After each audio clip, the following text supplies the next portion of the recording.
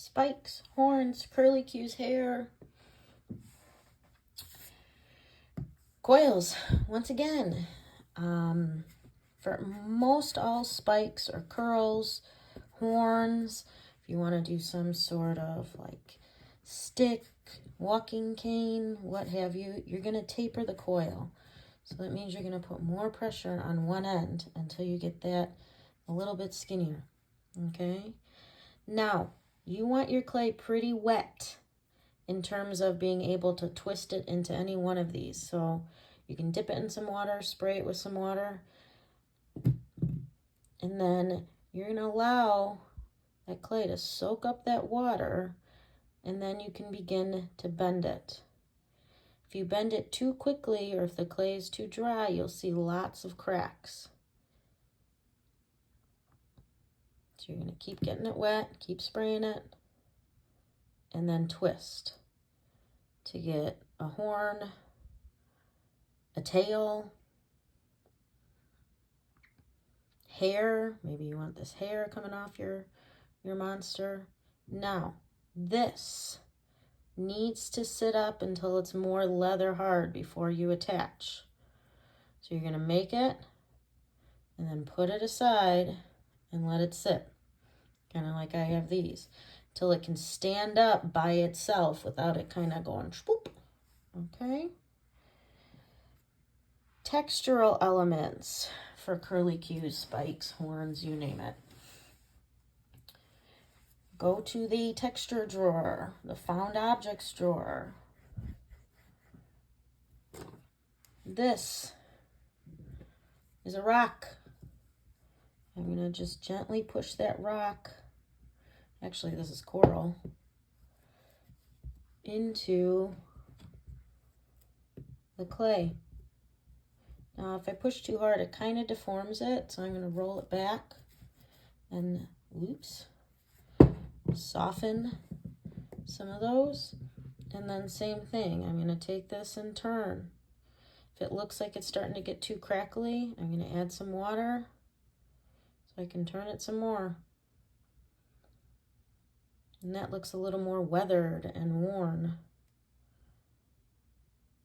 Okay, a little more horn-esque.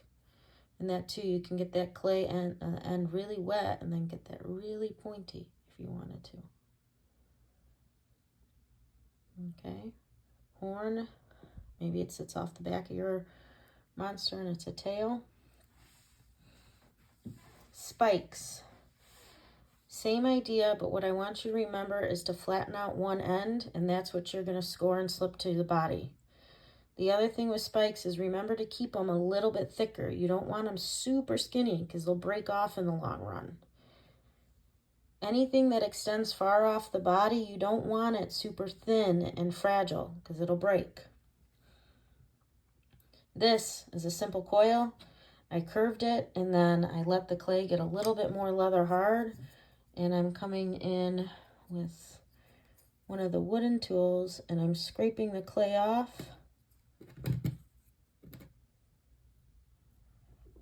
And like chiseling off some of the clay to maybe make it look more wood-esque. So these are all sculptural details, elements I want you to consider.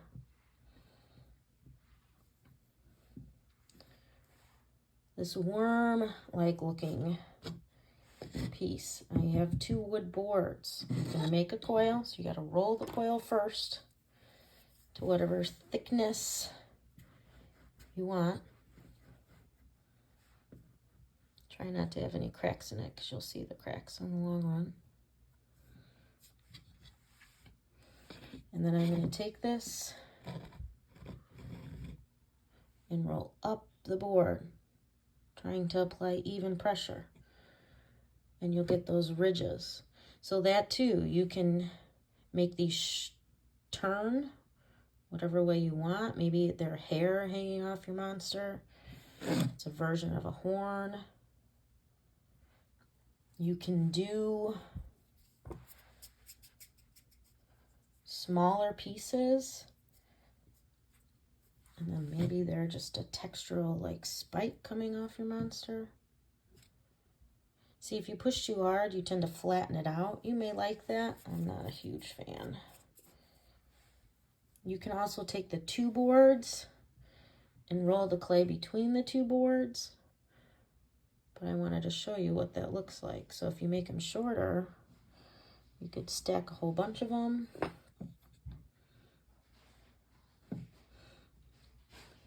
And there you go with different spikes, horns, curly cues, you name it.